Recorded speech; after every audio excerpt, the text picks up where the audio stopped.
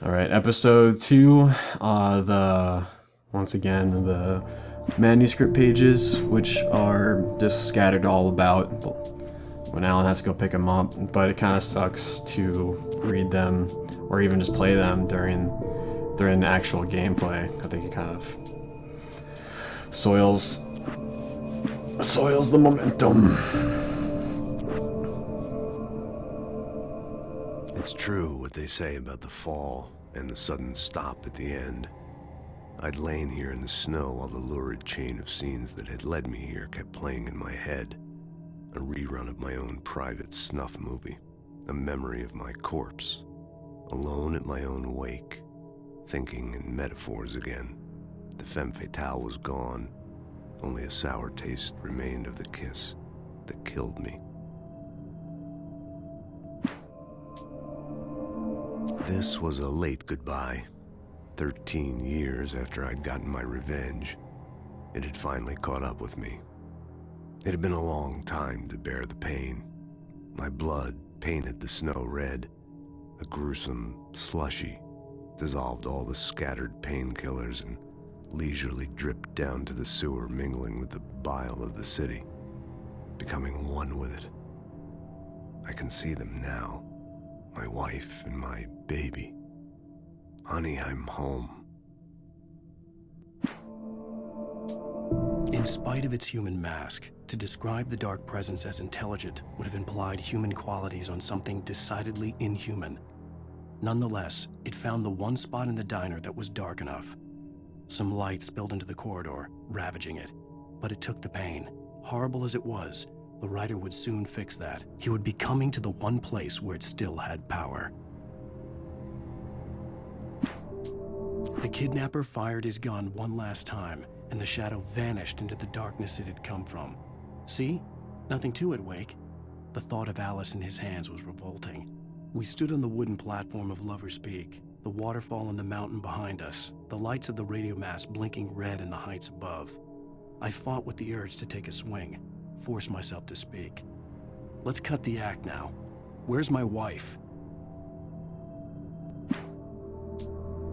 Alice looked through the viewfinder, lining up the shot. Cauldron Lake was breathtaking.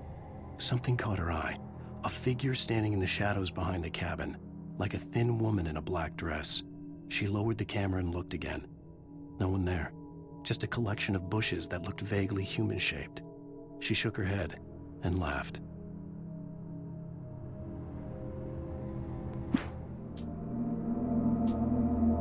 The air in the visitor center was heavy with an awful smell, as if some rotten drowned thing had crawled up from its grave. Rusty kept coughing blood. My eyes were drawn to the twisted shape of his broken leg. The attack had been vicious. Max whined in his cage. Rusty's eyes were wild with fear and terror. He gasped. "Mr. Wake, it happened just the way it was on that page." The visitor center was sturdy, but the impact turned the front of the building into splinters. Rusty was thrown across the lobby like a rag doll and hit the far wall hard. It didn't hurt until he tried to move and saw his leg bend the wrong way, felt the broken ribs stabbing him on the inside. Rusty howled in pain and fear, suddenly afraid to die alone. At the last instant, I changed direction and threw myself down. The axe splintered the trunk of a tree. I stumbled into the pool of bright light. My lungs burned. I was too exhausted to move. I tensed as I waited for the killing blow, but it never came. I raised my head. Nothing moved in the darkness beyond. For the moment, bathed in the cold light, I was safe.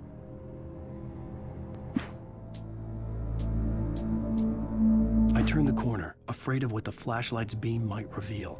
Suddenly, a roughly painted symbol of a torch glowed in the light. Behind it, hidden by a rock, sat a battered metal trunk. It was here for a reason, packed with supplies, batteries, flares, ammo, things you need to make it through the darkness of the night. Something left behind by someone who knew what I knew, and more.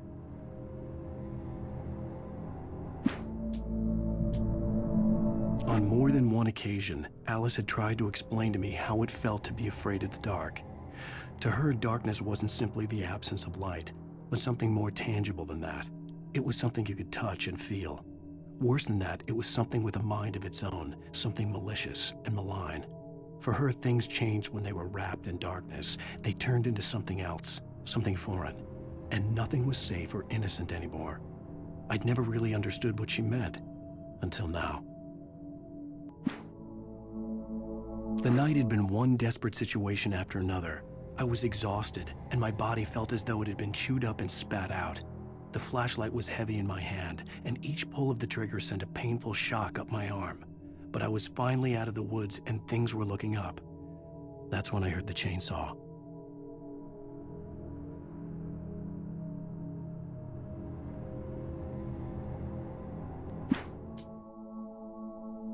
When Barry saw the darkness attack the visitor center, it made him a believer.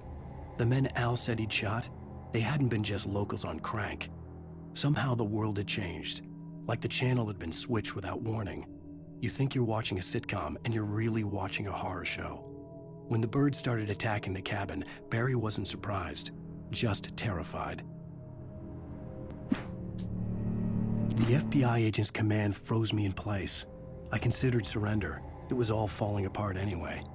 I could give in, let someone else deal with it, but it felt all wrong. Call it instinct, his posture, the way he held the gun. He was no friend. Shots ringing in my ears, I leaped for the hole in the fence and stumbled into the darkness beyond.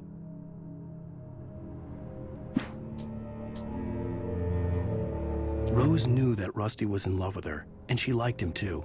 She liked him a lot. He taught her to dance, and life had certainly taught her the value of a man who was gentle. He treated her well, made her smile, made her feel good. But Rusty wasn't the prince of her dreams, and that tended to underline the unbearable truth. She was no closer to that Hollywood magic than he was. Nobody in Bright Falls seemed to know where Al was, but Rose, the waitress at the diner, had seen him. From what Barry could tell, Al pretty much fell off the face of the earth when he left the diner. Rose was just the kind of fan that Al hated, but she really tried to help. She was smart too, knew a lot about what was going on in the town, knew a lot about Al, even knew who Barry was. Barry liked her. That was no big surprise. When it came to women, Barry and Al rarely saw eye to eye. The logging site was a mess. The modular office had been pushed off the cliff. Deputy Thornton climbed up from the wreckage excited, breathing hard from the exertion. Nobody there. It's weird. Don't you think that's weird? Bored, Mulligan let out a mighty snort. Hell, it's always weird, Thornton. Just a question of sorting out what kind of weird it is this time around. Shadows stirred and the wind picked up as I ran through the forest. I felt the dark presence turning its gaze toward me. Then the moonlight was blotted out by dark shadows that raced violently across the ground, moving too swiftly to be natural. Darkness gathered between the trees and melted again to reveal the taken. No natural path had brought them here. A couple things here, and then since after finishing episode 2, is a couple of the ones from episode 1 actually had moments from episode 2 in them, and so I'm guessing a couple of them from episode 2 had them. Maybe episode 3 might have something there from that. So I think that's kind of what I'm going back to again, is that half of it is like 50% of them end up being Alan, like, oh, I need to write a story, or just like kind of maybe it's like his someone else writing it and Alan just like narrating. It's pretty interesting because that's a different narrator. It sounds like I recognize that voice, but I can't say exactly who that is. Definitely not Alan though. So maybe that's a different book or something from the first two. Right, episode 2's radios. Well, folks, it's been another long night, and it's about time for me to sign off for a while. God knows I need my beauty sleep. Just one more item before I go. It's been a busy night for the sheriff's department. We've had a few broken windows, even a report of shots fired on Main Street.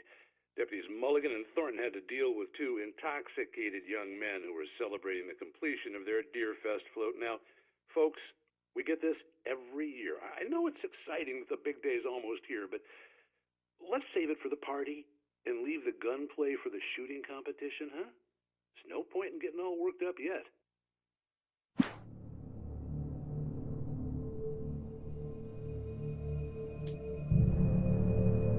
Welcome back to the show, folks. As promised, our very own Dr. Nelson has just parked his rear end in the studio. Doc, what's your Deerfest plan like? My plan?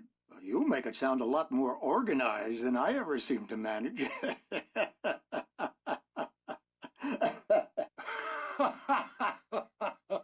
Oh, yeah.